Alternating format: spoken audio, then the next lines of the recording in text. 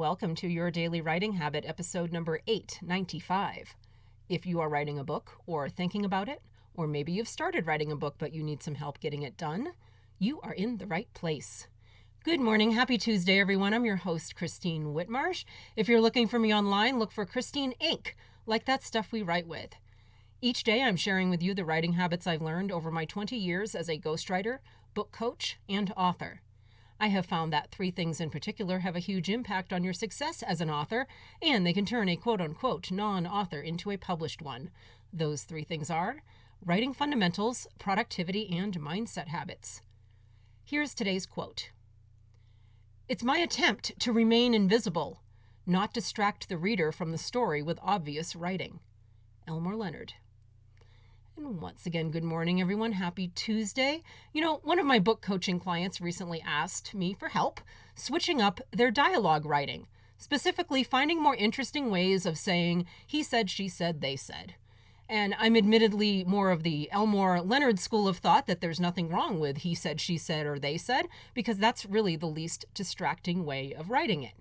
Especially when you see examples on the other end of the spectrum with authors who feel they need to be so interesting that each line of dialogue becomes the equivalent of the most over-the-top, overdone, overly decorated 1980s style bridesmaid's dress.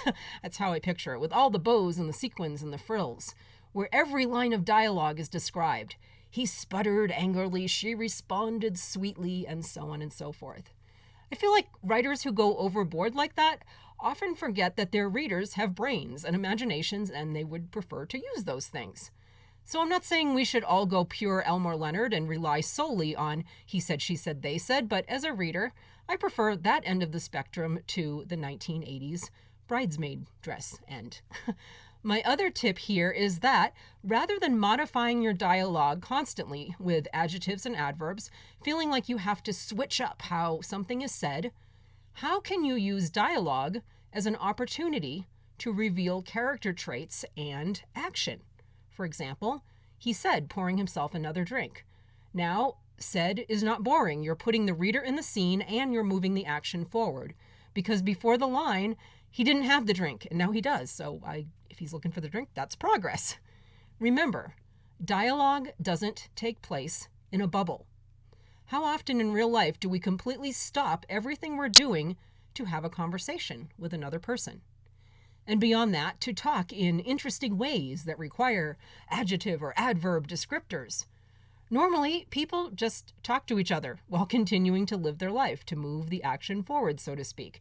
Even if it's 2 people sitting on a couch, they shift around, they stretch their legs, they get up once in a while. I mean, when's the last time you had even a brief conversation with someone and nobody moved a muscle? They just sat there talking the whole time. Use dialogue as an opportunity to reveal character traits and move the action forward. Now, today's episode was a good example of a mini coaching session, an opportunity to see what it's like to be my coaching client. In addition to complete programs that take you from book idea all the way to complete rough draft manuscripts, I also offer blocks of coaching time. So if you don't need the whole kit and caboodle, if you just need me for, occasional problem solving, an accountability kick in the butt, or, other one-off situations, I got you covered. So I will drop a link in the show notes with my contact form, just in case you need me at some point. Even if you don't currently have any coaching needs, you might want to bookmark it so it's there when you need it, when you run into a writing problem. I know I do that quite a bit with websites I feel like I might need in the future, because you never know. Thank you for joining me here on Your Daily Writing Habit, where I am helping you write and finish writing an awesome book. And please drop by my Inc. Authors group on Facebook. Let us know how we can support your writing goals. Inc. Authors on Facebook. Until tomorrow, happy writing.